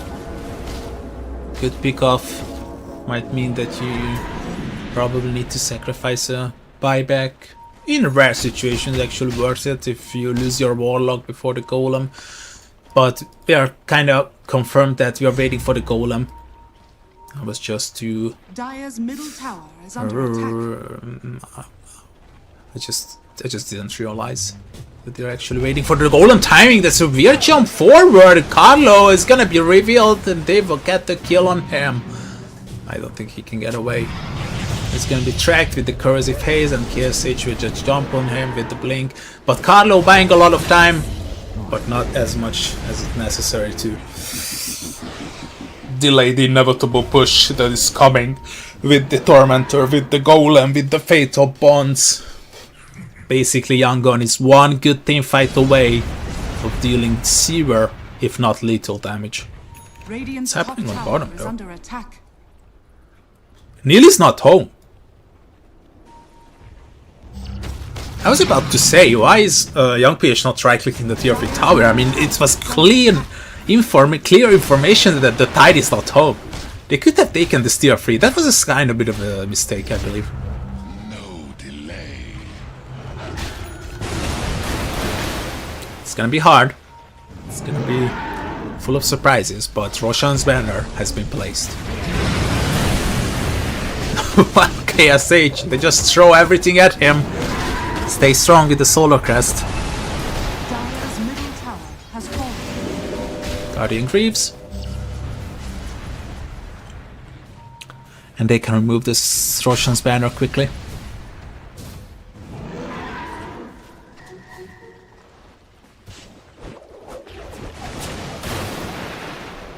Golem still not used, 130 left of the Aegis. I think Yangon definitely wants at least one lane from this. They are deeping back. Oh, this is a fake back. Let's see if IAP falls into the mistake of not realizing this. This is what they see. Heroes are not showing on the map. They have clear vision on this push. Oh, the surprise is coming, but the blink is there. Fake back, not succeeded. Skill A pops the ultimate. Maybe he needs that additional... Oh, KSH actually popping the BKB for no reason. It was a mistake, probably. But they gotta get him to safety.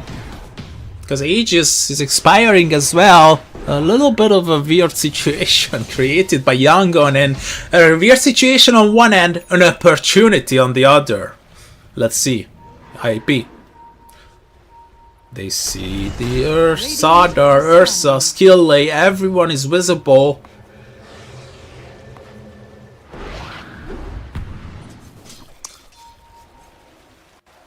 Maybe they will steal the Tormentor? I mean, it's the end of the smoke. I mean, that's the best you can go for. Steal the Tormentor, then max TP back home.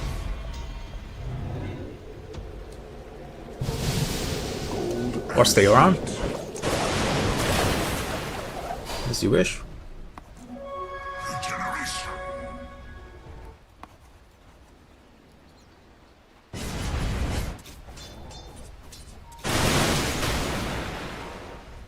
Dire's middle Skill A. Look at this madman. I'm gonna finish it alone, guys. Don't worry. I might die, but I got it. Can remove the chain quickly and get to safety using the ranged creep. I still feel like Skill should be dead. Bushwhack, and yeah, he's gone.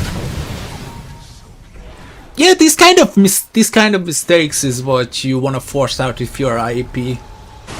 Like Yangon, they're a very active team. They like games where they get more kills than minutes. This is not that game, and the frustration was really present on Skill A, wanting something to happen, therefore going for this weird play, sacrificing himself for the melee Rex. In my opinion, it was not worth it. Not because you died for melee Rex, no. You showed your face where you were vulnerable. And this is frustration. If IAP, and of course they do have a good game sense, then they know that maybe around this era there would be a really crucial thing to smoke again. Because we have seen this is psychology. This is what I usually teach a lot. Nowadays, I don't really teach to players or teams, but to teach to my friends or myself as well. Frustration has been shown on the enemy, on the opposition. You take the advantage of it.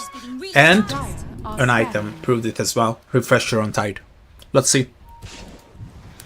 Refresher on Tide, that's double Ravage, most importantly, but also double Gush. That's a lot of damage, by the way. Double Gush. 760. 760 magical damage plus... plus 950? It's insane.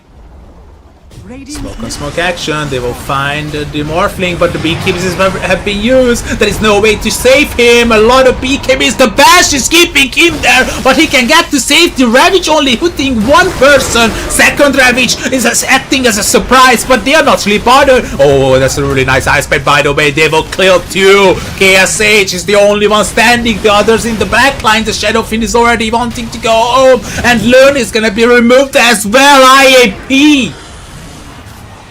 It wasn't the Ravage, it wasn't the second Ravage, it was the Ice Path!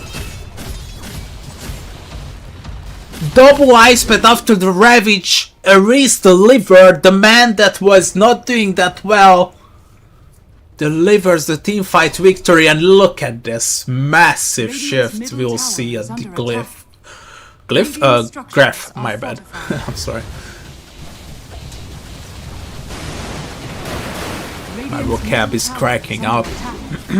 Experience advantage is still there, but they will seize everything they can. Roshan up in 1 minute as well. All of a sudden we got an open game. It was so crucial for Chad to get the beekeeping online. Beekeeping is what kept this team fight alive. Pick off. Not even using the hacks? Not necessary, I guess. Uh-oh. Young PH might be in trouble. He did not purchase the BKB, sacrificed his entire income for the hacks. And the buyback is gonna be there by Momo, only bashing one. The entire team fight breaks out. Let's see if the Shadowfin wants to buyback or not. No, he tried to TP, doesn't have TP. Jed, the KSH is getting a kill on Lewis. Momo is hitting it down. Jed is acting big. Skill A is gonna be the next one to go down. They are using the waveform as well, turning into a slaughter. Chasing still, going faster in the reverse. Skill A might be in trouble. The bashes from the copied Slardar. And here we go. KSH is showing up. Nice bash! Jed, but they have to control the Slardar. The real Slardar, as I would say, is delivering the massive team fights. Ultra! For Jed. Wow. Well, I was talking some nonsense here for 37 minutes. When it's as easy as it is for Chad, just turn into the Slardar. Done.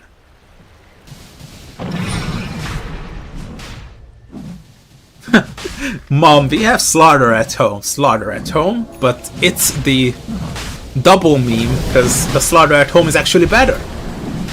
And Chad is gonna steal this for ages. Not stealing, securing. It's nothing to steal. And the IAP will get the lead. All of a sudden, it was like 12k? 14k at one point. And look at all of those hero symbols. Cheese, Roshan's banner, all the tasty things. Oh. Wait, what took the cheese? Cheese? No? Roshan's banner? Cheese, Roshan's... Wait, they have everything? Okay, I was searching for the shard, because it makes me think double primer roar or double macropire. No, most importantly, double ice bat. If you remember. Cheese handed over to Neil. Shard still being kept by Jed. Interesting. Radiant's top tower Well, is under attack. do you remember what I mentioned? Radiant's top Do you tower remember is what I falling. mentioned, ladies and gentlemen? The frustration being showed by Mr. Skillay. Maybe it was the crack that IAP managed to crack open and get inside of it. And that's what they call the high ground all of a sudden. And Jed is really going at it. Jed is not scared. Got 2 lives, got the Roshan's banner. And I think you are giving up on this lane. Or not. Massive ultimate! Okay. Young PA sent the message, but the message has been delivered. Here comes the Ravage on the 3 heroes! A double Ravage! Just removing them! Like they're made of paper! Warlock bike back. No Shadow Feet for 90. No Skill Lay for 50. It all started with a frustrated initiation. Oh, never mind.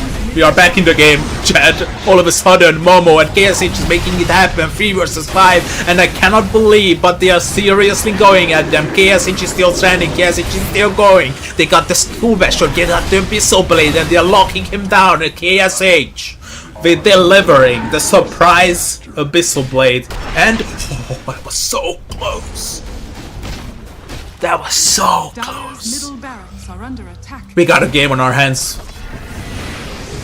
I was complaining here about the kills being less than the minutes. Not anymore. And double siege creeps have spawned. They are coming. More like they are coming here. I don't know. Hex? No. This is late game hoodwink. Go Maelstrom. Momo chasing down what appears to be a free kill. Might hide bigger dangers.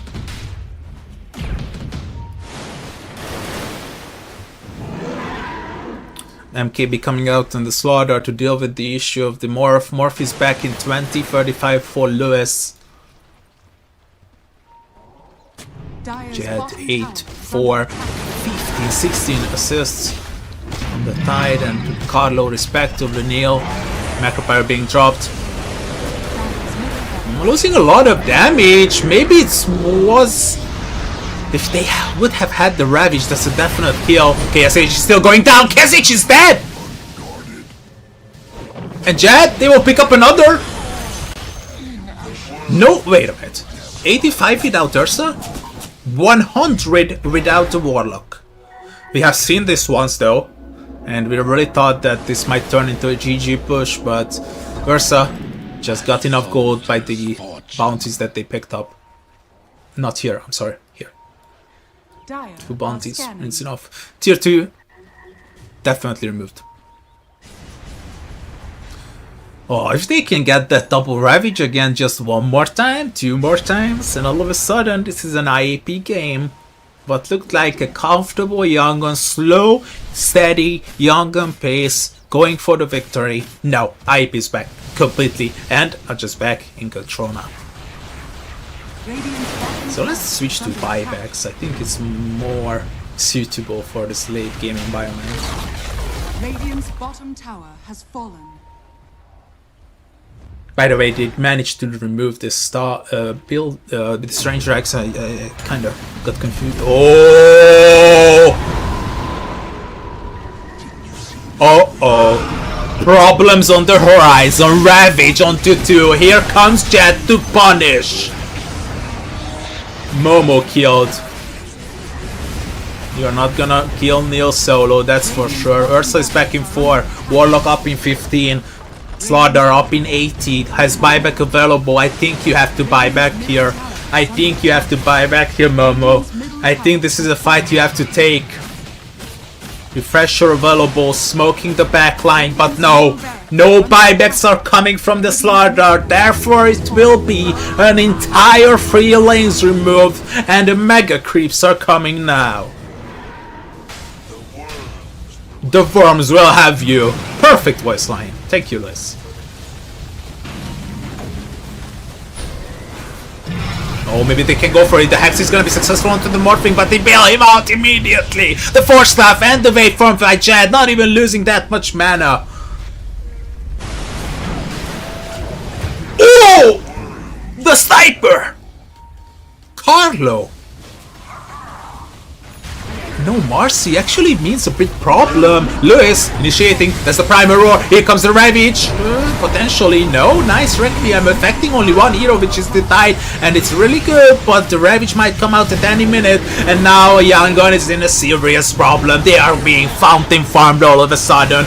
What appears to be their free game. Here comes the Ravage onto 3 heroes to be the decider here. Chad is basically farming them into the fountain. Maybe it was a bit too much. Maybe it was a bit too much. Maybe they should have finished the game.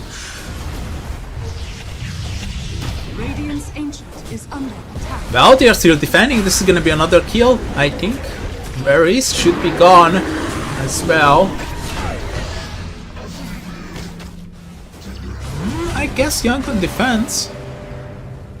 In the end, maybe a fountain farming when they still have buybacks was a bit too much, but you have 5 on your own. As soon as you are back in the game in 1.5 minutes, you are just going at them. Roshan is back. Roshan timer is back in 40 though, and they got an AD rune, and they will not make it. They have to pick it up.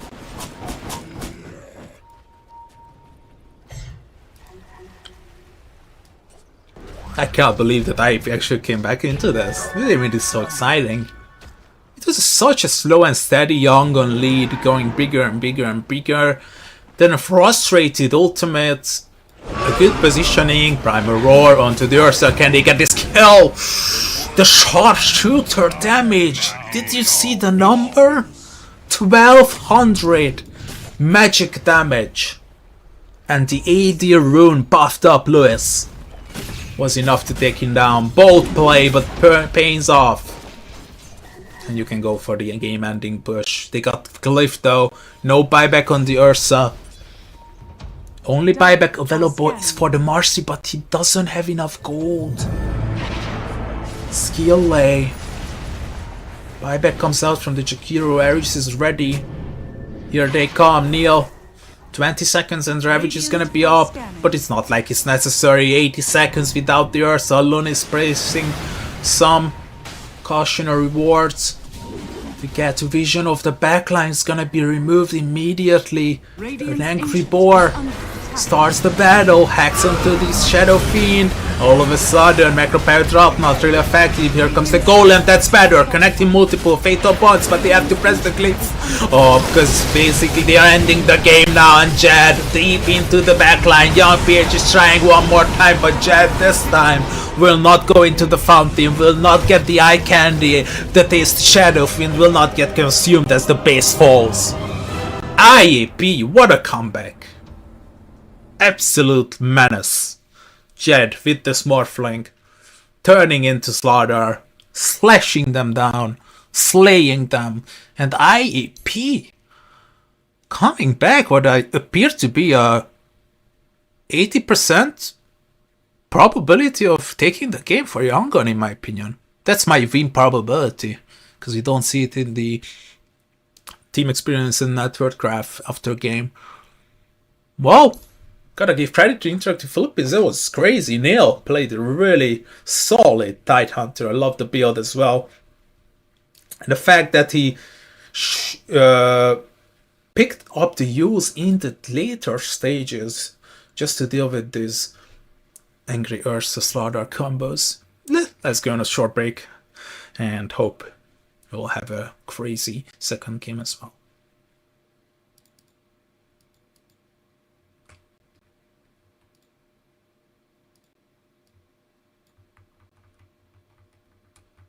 Begging me to get the hell out of my head. I'm gonna live inside the upside